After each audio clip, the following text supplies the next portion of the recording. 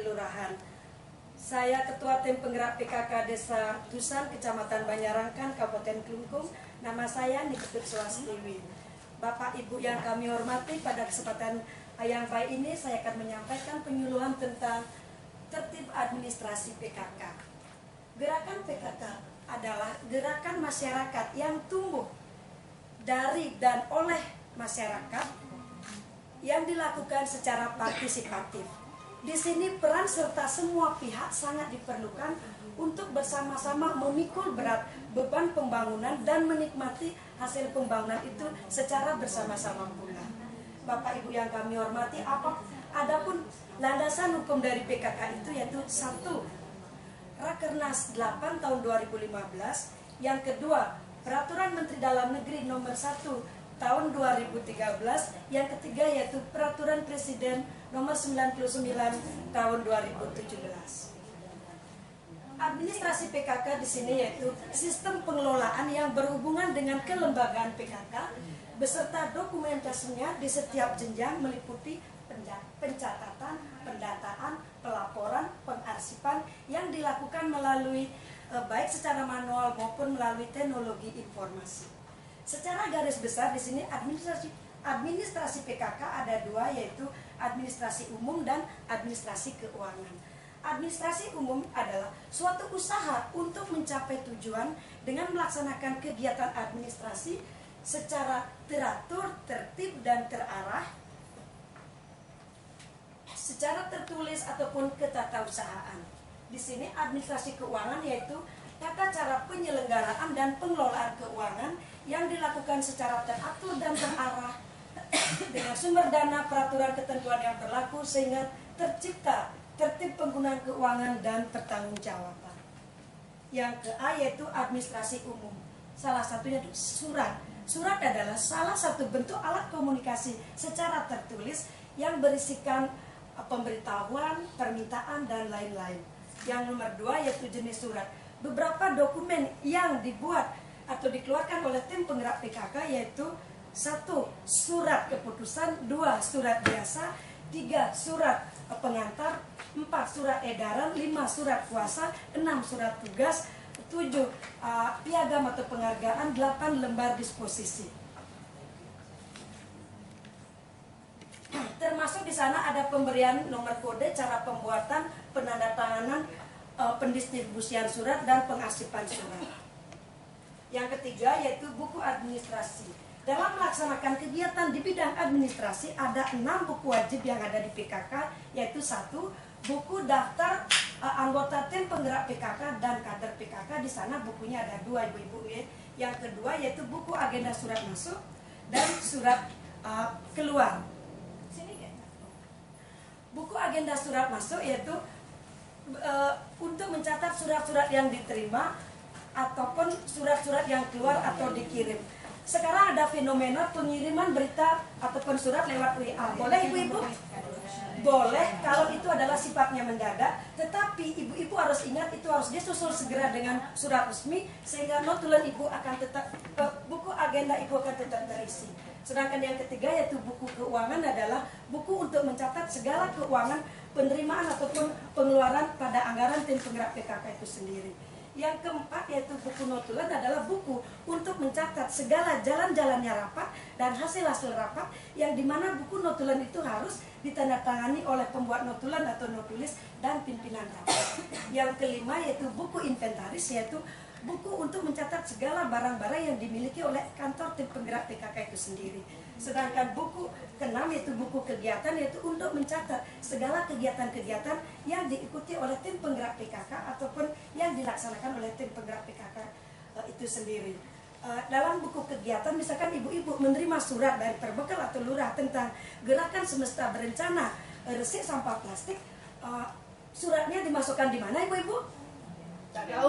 Di buku agenda. Kemudian kegiatannya dimasukkan di mana ibu-ibu? Di buku kegiatan, jangan lupa dokumentasinya. Sedangkan di samping itu ada juga buku tambahan yaitu buku ekspedisi, buku tamu, matrik, program kerja, dan lain-lain buku yang menunjang kegiatan PKK itu sendiri. Selanjutnya, buku catatan yang ada di kelompok PKK Banjar Dinas Lingkungan atau Dasawisma yaitu 1. buku catatan atau kelompok PKK Banjar Dinas Lingkungan, yaitu rekapitulasi data keluarga dari kelompok Dasawisma. Yang kedua yaitu rekapitulasi ibu hamil, ibu melahirkan, nifas, ibu meninggal, kelahiran bayi, kematian bayi, dan kematian balita. Sedangkan yang kedua yaitu catatan kelompok Dasawisma berisi tata keluarga. Yang kedua yaitu catatan data dan kegiatan warga. Yang ketiga yaitu data rekapitulasi ibu hamil, ibu melahirkan, nifas, kelahiran bayi, kelahiran balita, kelahiran bayi, bayi meninggal, dan kematian balita. Kegiatan pendataan dilakukan oleh kelompok-kelompok Dasawisma sesuai dengan sistem informasi manajemen ataupun SIM PKK. SIM PKK di sini bertujuan untuk memberi data dan informasi secara cetarmu, bukan cetarnya Syahrini, ibu-ibu. Cetar apa ibu-ibu? Cepat, tepat, akurat, dan menyeluruh dari jenjang kelompok Dasawisma, desa, sampai ke pusat.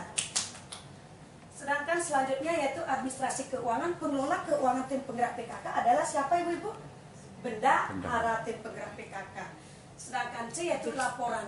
Laporan umum atau adalah laporan kegiatan yang dilakukan oleh tim penggerak PKK, yaitu yang meliputi kegiatan dan kegiatan PKK pelaksanaan program kerja. Laporan umum dapat dijadikan sebagai pertanggungjawaban pelaksanaan program kerja dan merupakan rekapitulasi untuk menyusun program kerja berikutnya. Kepada siapa ini dilaporkan? Kepada Ketua Tim Penggerak PKK Kecamatan dan kepada Bapak Ketua Pembina, berupa laporan tahunan atau memori serah terima. Sedangkan pengarsipan, kenapa arsip penting ibu-ibu? Karena dengan kearsipan, kalau ada pihak-pihak lain yang memerlukan, kalau dengan pengarsipan yang benar dan baik, maka kita akan cepat segera dapat menemukan apa yang beliau mintakan.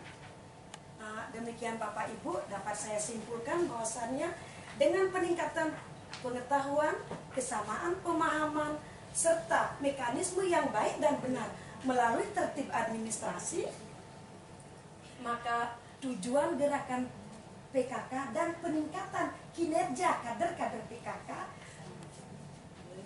melalui pengelolaan administrasi PKK maka akan dapat mewujudkan Nangun Sakerti Loke Bali, yaitu menjaga kesucian dan harmonisasi alam Bali beserta isinya untuk mewujudkan Krama Bali yang sejahtera dan bahagia. Demikian ibu-ibu, ada yang ditanyakan? Kalau memang tidak, saya yang bertanya. Ada berapa administrasi secara umum? Ibu? Ada berapa administrasi secara umum? Ada berapa? Ini dapat bonus Bu. Ini saya dapat tas. Kalau nanti ada 2, betul, saya berikan tas raling ramah lingkungan, mengurangi sampah plastik. Setelah itu ada berapa buku wajib PKK Ibu? 5. Yang lain dapat tas 6. Bagus, saya serahkan tasnya. Pakai nanti Bu ya. Selanjutnya sistem informasi manajemen memakai sistem Cetaru. Apa Cetaru ibu-ibu? Cepat, tepat, akurat, dan menyeluruh. Ya, ibu-ibu memang luar biasa. Tepuk tangan untuk kita semua. Demikian Bapak Ibu penyuluhan dari saya. Akhirnya saya tutup dengan Parama Santi. Om Santi, Santi, Santi Om. Salam Parama Santi. Baik, selamat sore Bapak Ibu. Sore. Apa kabar hari ini? Luar biasa. Terima kasih. Apa yang ada di sini semua punya anak? Punya. Ada masalah nggak dengan pola asuh anaknya? Ada. Kalau begitu kita berbagi tip, oke? Oke. Baik, ibu-ibu, saya kader penyuluh dari Kabupaten Kelungkung akan memberikan penyuluhan tentang pola asuh dengan mengambil judul melalui pemenuhan kebutuhan P4 kita lahirkan anak cerdas berkarakter Nangun Sakerti Loke Bali.